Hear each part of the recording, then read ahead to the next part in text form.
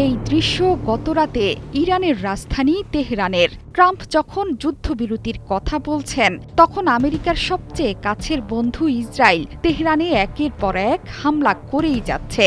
মুখে শান্তির কথা বললেও আমেরিকা যুদ্ধে এভাবেই মদদ দিয়ে চলছে।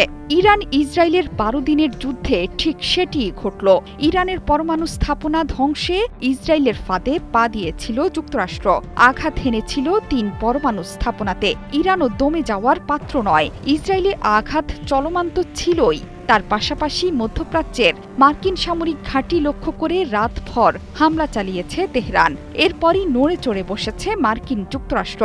নিজেদের গায়ে যখনই আঘাত আসলো, তখনই যুদ্ধবিরতির ঘোষণা দিয়ে দিয়েছেন ট্রাম্প। অথচ পশ্চিমারা ইসরায়েলের কথাই নাচলেও তেল আবিব ভিন্ন ধাতুতে গড়া। নিজেদের সুবিধা লুফে নিলেও ইরানের ক্ষতির ব্যাপারে কখনো কখনো যুক্তরাষ্ট্রের কথাও কানে তোলেনি ইসরায়েল। ট্রাম্পের যুদ্ধবিরতির ঘোষণার পরেও মঙ্গলবার ভোর থেকে তেহরানের দিকে মিসাইল হামলা চালাতে শুরু করে ইসরায়েল। এর আগেই আকাশ প্রতিরক্ষা ব্যবস্থা সচল করে রেখেছিল তেহরান। ইসরায়েল থেকে তেহরানের বিভিন্ন স্থানে একের পর এক মিসাইল আঘাত করতে থাকে। সেখানকার মধ্যাঞ্চলে কালো ধোঁয়ার কুণ্ডলী উঠতে দেখা গেছে। মেহরান আর ডিস্ট্রিক্ট 6 এলাকার বাসিন্দাদের নিরাপদ জায়গায় সরে যেতে নির্দেশনা দিয়েছিল ইসরায়েলের সামরিক বাহিনী। এরপরেই আসে তেহরানে হামলার খবর। এছাড়া তেহরানের ডিস্ট্রিক্ট 7 এলাকার বাসিন্দাদেরও সরে যাওয়ার নির্দেশনা দিয়েছে ইসরায়েলি সামরিক বাহিনী।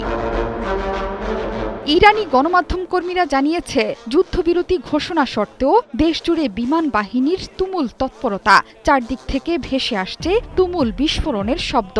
এর আগে অবশ্য যুদ্ধবিরতির ঘোষণা দিতে গিয়ে মার্কিন প্রেসিডেন্ট শর্তও বেঁধে দেন। তিনি বলেছেন, ইরানের যুদ্ধবিরতি শুরুর 12 ঘণ্টা পর ইসরায়েল যুদ্ধবিরতি শুরু করবে। এর অর্থ হল 24 ঘণ্টার মধ্যে যুদ্ধ সমাপ্তির আনুষ্ঠানিক ঘোষণা। এর মধ্যে যুদ্ধবিরতি শুরুর ঘোষণাও দিয়ে ফেলেছে ইরান। তেহরান সবসময় বলেছে তারা যুদ্ধ চায় না, কিন্তু আঘাত আসলে তার জবাব দেবে দেশটি।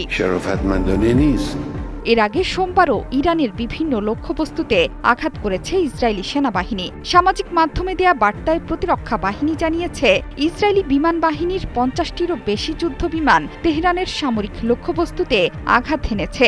এগুলো দিয়ে সামরিক কমান্ড সেন্টারগুলোতে আঘাত করেছে ইসরায়েল। আঘাত করা স্থানগুলোর মধ্যে আছে ক্ষেপণাস্ত্র ও রাডার উৎপাদন কেন্দ্র এবং ক্ষেপণাস্ত্র সংরক্ষণের অবকাঠামো। গেল 13 জুন ভোররাতে ইরানে হামলা চালিয়ে দেশটির সেনাপ্রধান সহ 20 জনের বেশি ঊর্ধ্বতন সামরিক কর্মকর্তা এবং বেশ কয়েকজন পরমাণু বিজ্ঞানীকে হত্যা করে ইসরায়েল।